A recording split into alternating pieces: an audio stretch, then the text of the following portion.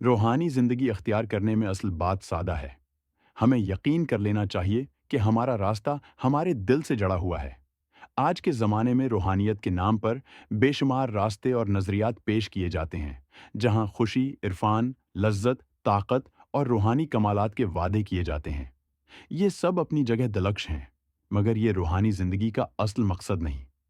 سچا روحانی سفر کسی خاص حالت یا طاقت کے حصول کا نام نہیں، بلکہ اپنے آپ سے جڑنے کا عمل ہے۔ اگر ہم احتیاط نہ کریں تو دنیا کی حرص، مقابلہ بازی اور خودغرضی ہمارے روحانی سفر میں بھی درا سکتی ہے۔ ہمیں گھر کے قریب رہنا چاہیے، یعنی اپنی روزمرہ زندگی میں دل کی آواز سننی چاہیے۔ جیسا کہ ڈان خوان نے کہا، ہر راستے کو غور سے دیکھو، خود سے ایک سوال پوچھو، کیا یہ راستہ دل والا ہے؟ اگر ہے تو ٹھیک، اگر نہیں تو بیکار۔ روحانی راستہ وہ ہے جو ہمیں اندر سے بدل دے، جو ہمیں اپنی گہرائیوں تک چھولے۔ کوئی دوسرا ہمارے لیے یہ طے نہیں کر سکتا کہ ہمارا راستہ کیا ہو۔ ہمیں خود اپنے دل سے پوچھنا ہے۔ اگر ہم خاموشی سے سنیں تو دل ہمیں جواب دیتا ہے۔ ہم اپنے دل سے گفتگو کر سکتے ہیں جیسے کسی دوست سے کرتے ہیں۔ ہمیں خود سے پوچھنا چاہیے، میری زندگی کے انتخاب، میری ترجیحات، میرا وقت، کیا یہ سب میری اصل قدروں کے مطابق ہیں؟ زندگی کی قیمتی ہونے کا احساس تب آتا ہے جب ہم مکمل توجہ سے جیتے ہیں۔ سادہ حاضری، خاموشی اور محبت ہمیں زمین، انسانوں اور ہر ذی روح سے جوڑ دیتی ہے۔ نیکی اور سادگی ایک بدھ مت مراقبے میں کہا گیا ہے، اپنی موت کو یاد کرو تاکہ تم اچھا جیو۔ جب ہم زندگی کے اختتام کو تصور کرتے ہیں تو ہمیں یاد آتا ہے کہ ہمارے سب سے اچھے کام کتنے سادہ تھے۔ کسی کو تسلی دینا، محبت کا اظہار، کسی محتاج کی مدد، کسی بچے کو گلے لگانا۔ ماں ٹریسا نے کہا تھا، ہم اس زندگی میں بڑے کام نہیں کر سکتے، مگر ہم چھوٹے کام بڑی محبت سے کر سکتے ہیں۔ اکثر لوگ خود پر سخت ہوتے ہیں اور اپنی نیکیوں کو معمولی سمجھ کر رد کر دیتے ہیں، مگر حقیقت یہ ہے کہ ہمارے دل میں خلوص اور محبت کی روشنی ہمیشہ موجود رہتی ہے۔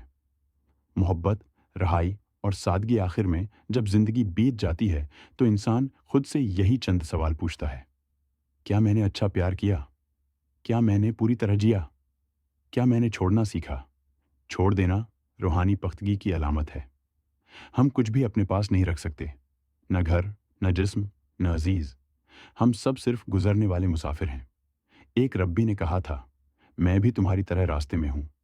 حقیقی روحانی خوشی قبضے سے نہیں، بلکہ آزادی اور محبت سے آتی ہے۔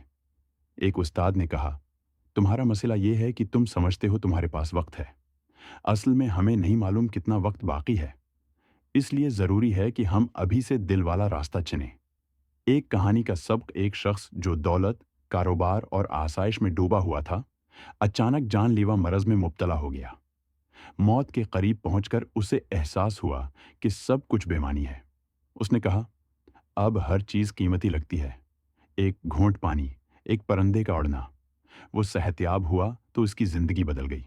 اب وہ محبت بانٹنے، دوسروں کی مدد کرنے اور خاموشی سے جینے لگا۔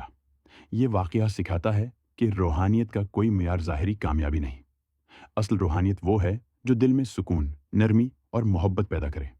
محبت ہی اصل روحانیت ہے۔ ہماری ساری جستجو کے نیچے ایک ہی آرزو ہے: محبت۔